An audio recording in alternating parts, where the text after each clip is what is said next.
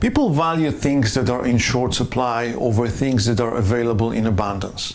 Scarcity is truly motivating. Items that are scarce are desirable. Items that have recently become more scarce are more desirable. Items that have become more scarce because other people want them are most desirable of all. Putting a limit on what you are offering gives you the power to persuade your counterpart. It creates a sense of urgency which makes us move quickly to seize the opportunity before it's too late. Scarcity increases perceived value. Buyers will often pay more for something they perceived in short supply. The scarcity principle has a particularly powerful application within a business negotiation context, specifically when it comes to the availability of the alternatives available to all parties to the negotiation. If you are confronted with one of many similar potential options, then decision-making generally revolves around price. But the minute the one of the options available to you appears to be unique, then the importance of price is greatly reduced in the decision-making process. Let me ask you a question. In the way that you typically approach your negotiations, are you able to clearly articulate what makes your proposals, products, services, solutions, or suggestions unique and therefore not generally available to your counterpart?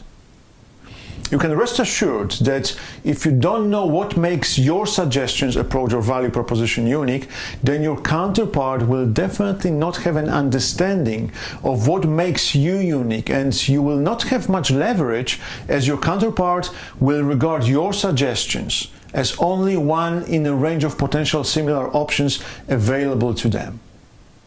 In 2003, immediately after British Airways announced that it would be permanently grounding Concorde, the sale of seats on the plane did the opposite. They took off.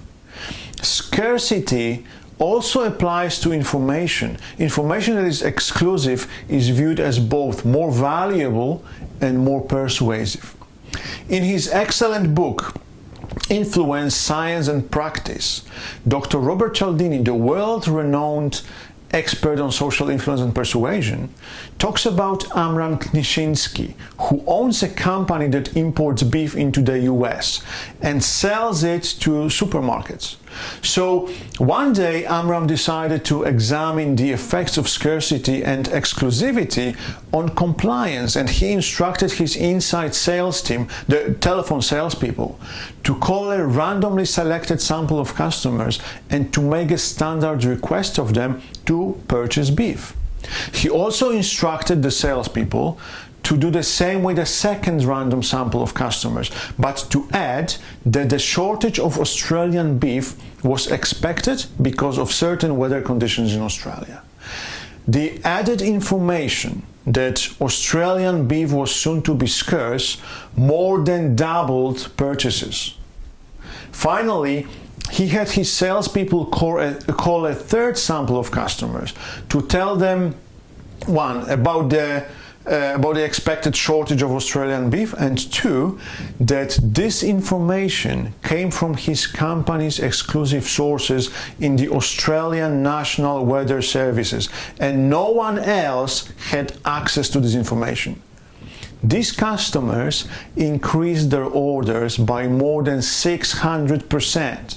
For them, not only was the beef scarce, but the information that the beef was scarce was itself scarce. So in a negotiation, your counterpart must be made aware that something about your products, something about your services, or about you is scarce. If you can convince him that the opportunity you are offering is limited, you can persuade him to act quickly.